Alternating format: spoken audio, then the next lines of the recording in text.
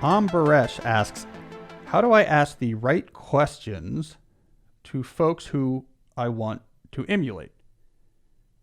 So what he's talking about here is my frequent suggestion, especially in the professional context, of trying to actually learn from people who are doing what you one day want to do, who have achieved a professional lifestyle that resonates with you. Learning from them how they actually did that. Getting the hard reality. It might be good news, it might be bad news, it might be easy, it might be hard, but get the reality of how they actually did that so you know where to focus your efforts.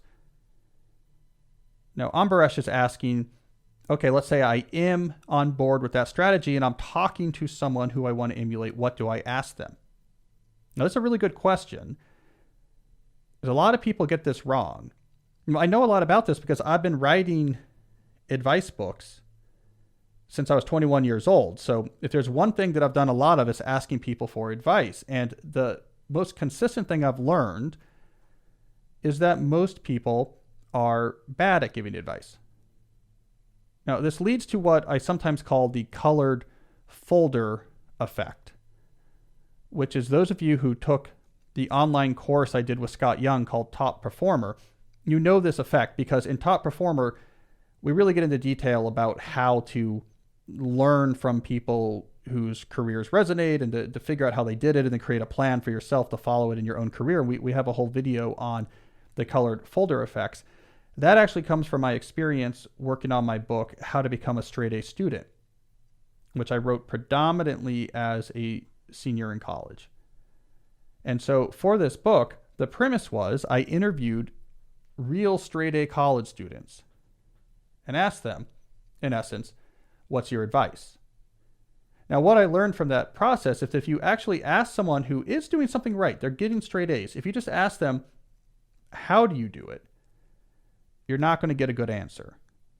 Because most people naturally are not good at giving advice. It's unnatural to reflect on your own experience, to figure out what matters, what doesn't, to separate correlation from causation. There's an amount of self-reflection and self-awareness required to extract reasonable wisdom from one's own experience that most people just don't have it. And if you put them on the spot, give me advice from your experience, there will be this social pressure of I got to give you some sort of answer, and they'll come up with anything that sounds like reasonable advice. And so the term colored folder effects come from this idea that if you put a straight A student on the spot, and I know this from experience, and say, what's your advice for getting straight A's? They're going to grapple and grasp to have something to say, and it might be random what they come up with. It might be the fact that the folders they use to contain their notes are all colored red.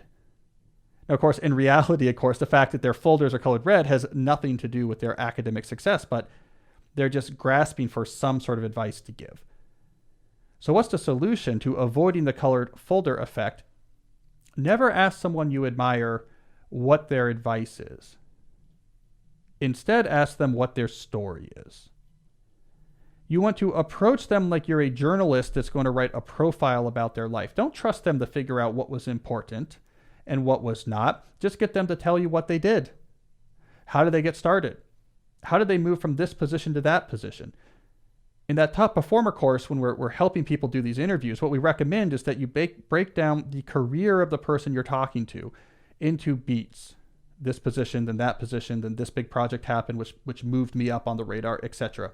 And for each of those beats, ask, how did you get from here to here? Like, what was the thing that got you from this position to that position? And then ask the follow-up, what was the thing you did that like other people who did not get that similar promotion didn't do? So again, you're getting people to tell their story. You're trying to understand the actual activities they did. And then later, like a journalist, you can sift through what you learned and try to pull out the signal on your own. You will be better at actually seeing from afar, this is what seemed to matter, than someone put on the spot to self-reflect will actually be able to provide. So be wary of people's advice to buy red folders. Say, forget about your advice. Tell me about how you actually work. And that, of course, is what I ended up doing for the book, How to Become a Straight A Student. I learned really quick. Don't say, what's your advice for getting straight A's? What I learned was to say instead, how did you study for the last test that you studied for? Think about the last paper that you handed in. Walk me through how you prepared for it. So the whole foundation of that book became not trying to ask people about their advice, but instead trying to ask them to tell me their story about how they worked. And then I figured out the trends. Once you've looked at how 50 straight A students reported how they studied for the last test, you begin to notice what's really important, what shows up time and again. And I would say most of those 50 students would not have picked out those signals if just put on the spot. So ignore the red folders, find out how they actually prepared.